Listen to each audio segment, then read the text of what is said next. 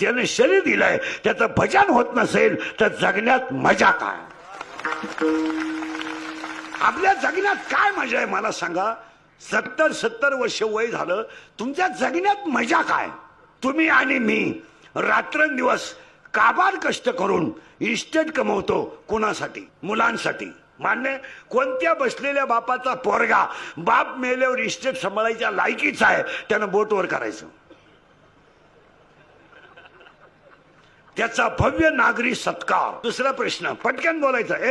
तुम्ही आणि मी रात्रंदिवस जेवढी इस्टेट कमवली तिचा उपभोग तुम्ही कधी घेणार?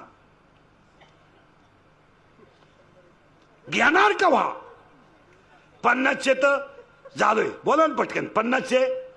अरे बोला ना. 50चे झालोय. शुगर आहे, बीपी शुगर आहे, बीपी आहे, एक झटका येऊन गेलाय, स्प्रिंग घालेल आहे, मुळ्याचा ठणका चालूच आहे.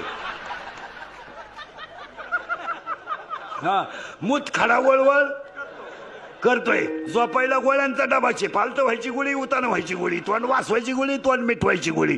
काहींना जेवताना 3 गोळ्या, खाली बसताना एक, काहींना बाथरूमला जाताना गोळी. इकडे खाल्लं तरच इकडे होत ना, इकडे खाल्लं तिकडे होतात ना. मला सांगा, एवढं सुंदर शरीर आहे, तुम्ही भजनात वापरलंच नाही ना? नाही ऐकले हरी कीर्तन,